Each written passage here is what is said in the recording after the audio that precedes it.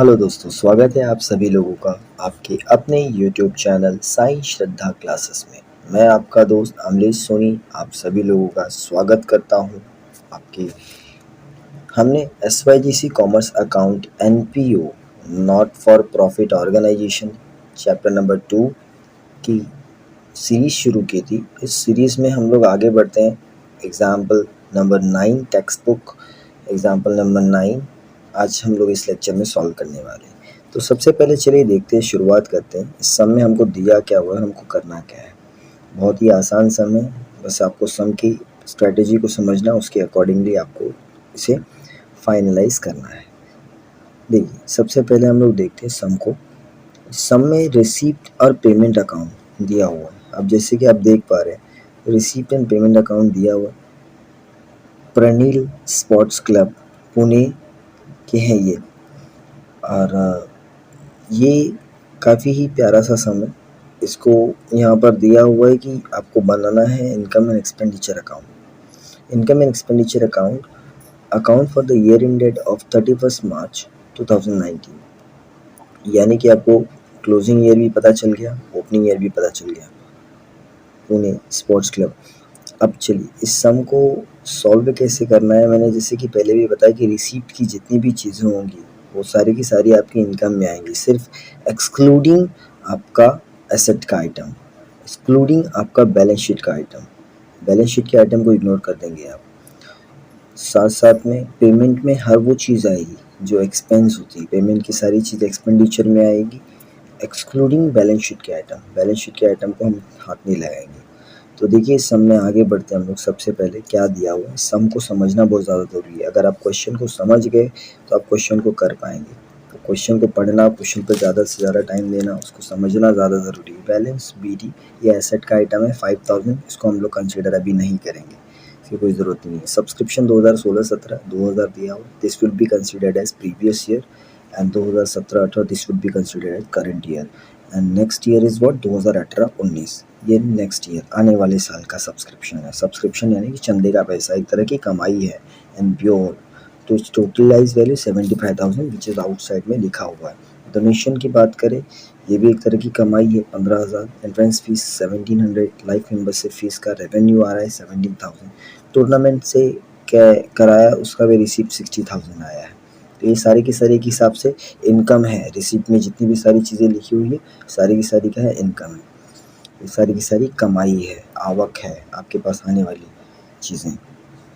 अब समय रहते अब हम लोग जब से कि रिसीप्ट समझ चुके थे, वैसे पेमेंट देखिए। पेमेंट में सारा का सारा क्या होता है, खर्चा होता है। जो भी हम लोग खर्च करते सारी की सारी चीज़ें पेमेंट में आती हैं। अब देखिए यहाँ पर कैसे, जैसे कि दिया हुआ बैंक ओवरड्राफ्ट,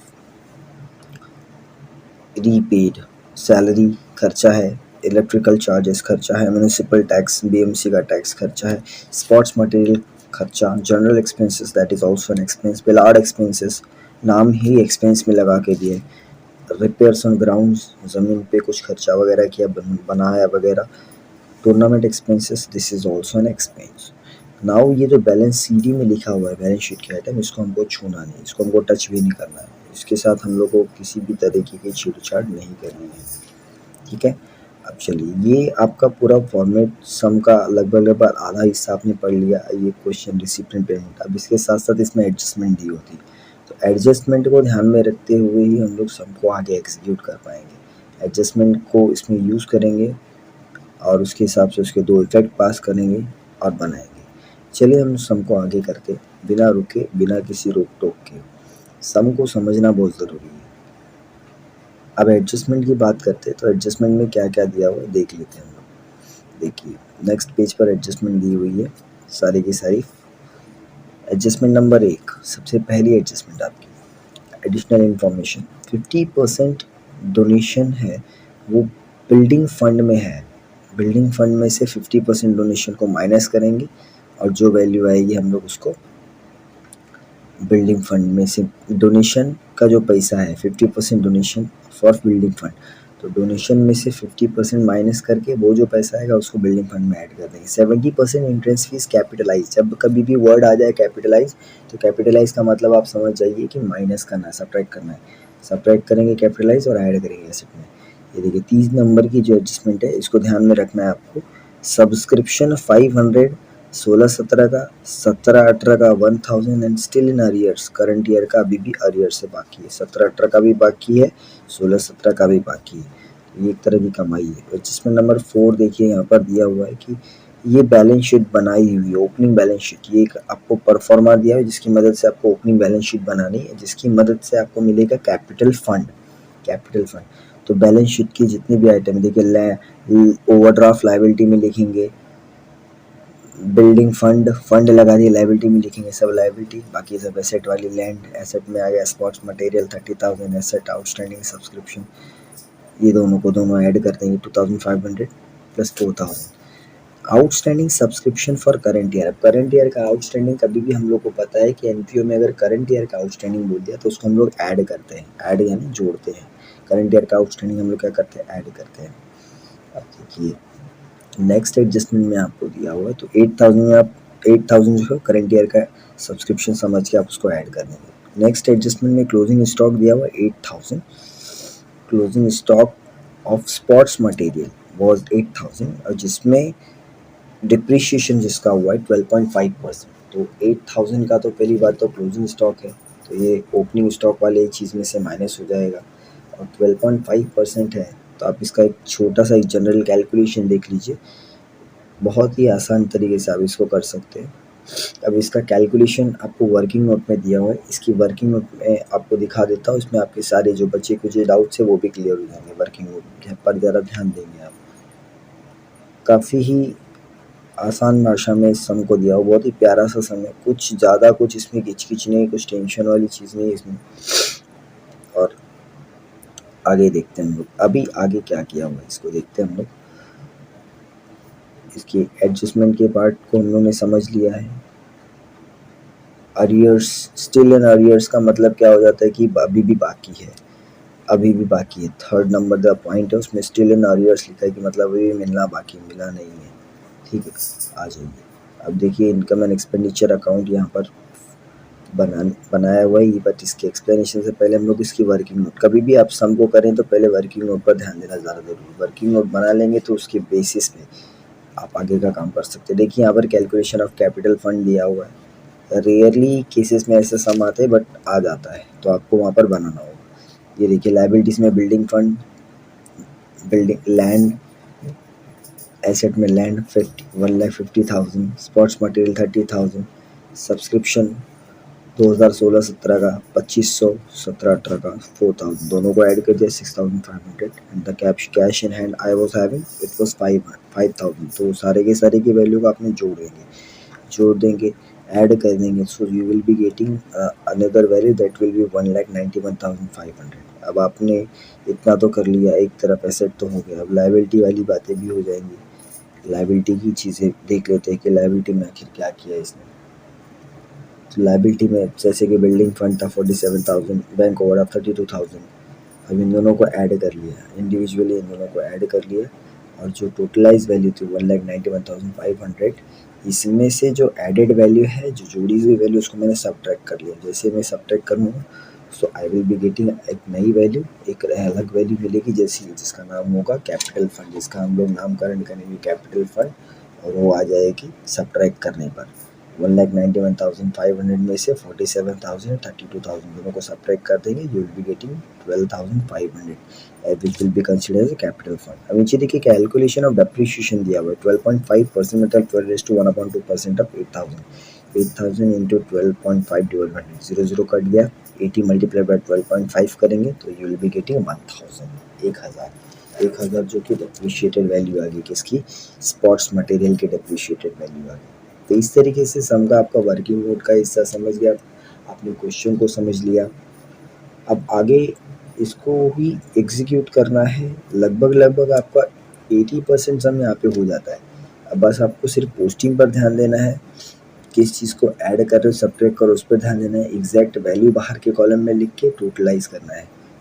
चलिए देख लेते हैं, उसको भी हम लोग समझ लेते हैं इसमें कैसे किया है। काफ़ी ही उम्दा तरीके से किया हुआ है, काफ़ी। सबसे पहले इनकम एंड एक्सपेंडिचर अकाउंट बनाए। अब एक्सपेंडिचर में सारे के सारे खर्चे को लिख दिया। देखो सैलरी, सारे के सारे खर्चे को, एक्सपेंडिचर में सारा का सारा खर्चा, इनकम में सारी की सारी कमाई। Salary 10,000, electricity charges 4,000, municipal tax 2,700। आप देखिए यहाँ पर स्पोर्ट्स मटेरियल दिया हुआ है कंज्यूम, ओपनिंग स्टॉक 30,000 था, then purchase it was again purchase 50,000। So जो परचेज हुआ है उसको हम लोग टोटल ऐड कर देंगे, ऐड करेंगे और जो क्लोजिंग स्टॉक हुआ है, जो क्लोजिंग स्टॉक है उसको लेस कर देंगे। तो 80,000 में से 8,000 माइनस हो जाएगा, you will be getting 72,000 which will be outer column में आ जाएगा।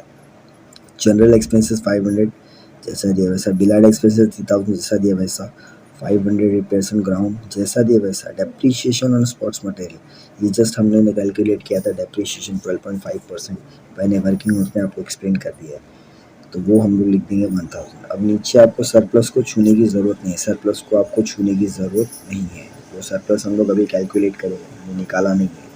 अब चुपचाप अब कायदे से इस तरफ आ जाए। आपकी सारी की सारी एक्सपेंडिचर हो गया। अब इनकम की बात करें, जितनी कमाई हुई है तो कमाई में सबसे पहले देखेंगे टूर्नामेंट का पैसा आया है, टूर्नामेंट का 60,000, लेकिन उसमें से टूर्नामेंट का पैसा जो आया उसमें से खर्चा हो गया 50,000, तो माइनस 50,000। तो टोटल दो एग्जैक्ट वैल्यू 10,000 बाहर के कॉलम में। सब्सक्रिप्शन का पैसा आउटस्टैंडिंग करंट ईयर का 8,000 था, उसको हमने ऐड कर दिया 78,000। डोनेशन की बात कर रहा था, डोनेशन 15,000 था, जिसमें से 50% क्या हो गया बिल्डिंग फंड में था, तो 15,000 टोटल हुआ, तो 50% उसका हो गया 7,500। 7,500 का हमने क्या कर दिया आउटर कॉलम में माइनस करके, आउटर कॉलम में 7,500 एग्जैक्ट क्लियर हो गया। इसमें कुछ सोचना ही नहीं, 50% बोल दिया तो उतना माइनस हो जाएगा, सीधी सीधी बात है। कैलकुलेशन आपको एकदम सिंपल, 7,500 गुणे 50/100 जितना परसेंटेज बोला वो। अभी इंटरेस्ट फीस 70% कैपिटलाइज, तो 1700 का 70%, तो 1700 इंटू 70 डिवाइड बाई 100 आप करेंगे तो आपको 70% आ जाएगा 1700 का। 0000 कैंसिल, तो 17 गुणे 70, 17 इंटू 70 इज इक्वल्स टू 1190, जो कि कैपिटलाइज अमाउंट है, तो यहाँ से माइनस होगा और कहाँ पर ऐड होगा आपकी बैलेंस शीट की लायबिलिटी में, कैपिटल फंड में ऐड करेंगे। 1190 सब्ट्रैक्ट किया तो 510 which will come outer side के कॉलम में, बाहर के कॉलम में 510। ये life membership 17,000 at was given. अब नाउ आप क्या करेंगे, टोटलाइज करेंगे सारे के सारे इनकम को, टोटलाइज करेंगे। टोटलाइज किया तो 1,13,010 आया, 1,13,010। अब आप इस तरफ जब देखेंगे एक्सपेंडिचर, तो एक्सपेंडिचर में भी जितने ऐड जितने भी ब्लू वाले मैं सर्कल कर रहा हूँ, इनको आपको ऐड करना है, टोटलाइज करना है। इसको जैसे आप टोटलाइज कर लेंगे, टोटलाइज करने के बाद आपका जो एग्जैक्ट टोटल वैल्यू आया 1,13,010, उसमें से माइनस करेंगे इसकी एडेड वैल्यू को, सब्ट्रैक्ट करेंगे, घटा देंगे। तो घटाने के बाद एक अलग वैल्यू आती है जिसको हम लोग सरप्लस का नाम देते हैं, सरप्लस, दैट इज 19,310 सरप्लस, जिसको हम लोग प्रॉफिट भी बोल सकते हैं। एनपीओ में प्रॉफिट को सरप्लस बोलते हैं, सरप्लस को प्रॉफिट बोलते हैं। बजट डेफिसिट मतलब नुकसान, ठीक है। तो लेफ्ट साइड में डेबिट में जब आ जाता है तो आपको पता है कि उसको सरप्लस का नाम है। अब इस तरीके से ये पहला आपका इनकम एंड एक्सपेंडिचर, पहला इस सम का सबसे जो बड़ा हिस्सा था वो ख़त्म हो गया। अब आगे इसकी बैलेंस शीट को देख लीजिए। बैलेंस शीट बहुत ही प्यारी सी है, कुछ भी नहीं किया बैलेंस शीट में, एकदम शांति से जो भी वैल्यू थी सरप्लस की उसको ट्रांसफ़र कर दिया, कैपिटल फंड में ऐड कर दिया सरप्लस को। देखिए ये बैलेंस शीट हो गई। कैपिटल फंड 1,12,500, इसमें ऐड किया एंट्रेंस फीस को 1190 हमने कैलकुलेट किया था, 1190 सर एंट्रेंस फीस कैपिटलाइज हुई थी, वो ऐड हो जाएगी, सरप्लस भी ऐड हो जाएगा। बिल्डिंग का फंड था उसमें 50% डोनेशन जो में ऐड हुआ, वहाँ पे से सब्ट्रैक्ट करके यहाँ पे ऐड कर देंगे। तो जब आप ऐड करेंगे, सरप्लस को भी ऐड करेंगे, इसको भी ऐड करेंगे, तो टोटल वैल्यू आ जाता है 1,33,000 और 1,12,500 आपको वर्किंग नोट से आई है। ये भी मैंने यहाँ पे साफ साफ तरीके से आपको शो कर दिया। सर डोनेशन का अमाउंट भी ऐड कर दिया, 47,000 में 7,500, so you got 54,500 the total अब इतना होने के बाद अब एसेट पे ध्यान देंगे। कैश इन हैंड रोकड़ा, खुशी की बात, कैश एट बैंक, ये भी 14,000 as subscription as it was given in the question. Adjustment number 3 में जो दिया हुआ था 500, 1000 एंड 8000 स्टिल एन अरियर बोल दिया, मतलब करंट ईयर का भी आउटस्टैंडिंग है। तो दैट इज करंट ईयर का 8000, so that will be added 8000 plus 1000 plus 500, that is 9500। Land आपका 1,50,000। स्पॉट्स मटेरियल 8000, इसमें से 1000 माइनस करके 7000 आउट ऑफ कॉलम। क्यों 1000 माइनस किया? क्योंकि वो डेप्रिशिएशन था। डेप्रिशिएशन आप कैलकुलेट कर सकते हो 12.5%। 8000 का मैंने कैलकुलेट करके भी बताया आपको। अब क्या करेंगे? अब कुछ नहीं, वो जो बचा नहीं करने के लिए, अब सो लेफ्ट और राइट दोनों को जोड़ दो, लेफ्ट राइट सेंटर कर दो। राइट साइड की टोटल वैल्यू करेंगे तो आपको टोटलाइज करेंगे तो यू विल बी गेटिंग 1,87,500। और लेफ्ट साइड की जितनी भी वैल्यू है लाइबिलिटीज को टोटलाइज करेंगे तो वहाँ पर भी आपको 1,87,500। इससे आपका ये जो सम है यहाँ पर हो जाता है टैली टी। पूरी तरीके से आपका सम टैली हो गया यहाँ पर। इस लेक्चर में, इस वीडियो में सिर्फ इतना ही दोस्त। बने रहिए हमारे चैनल के साथ। चैनल पर पहली बार आए हैं, वीडियो पहली बार देख रहे हो तो चैनल को सब्सक्राइब ज़रूर कर लीजिए। बिना रुके बिना सोचे सब्सक्राइब कर लीजिए। अपना प्यार दीजिए, लाइक कीजिए, शेयर कीजिए, कमेंट कीजिए। चलिए मिलते हैं नेक्स्ट वीडियो में, अब तक ख्याल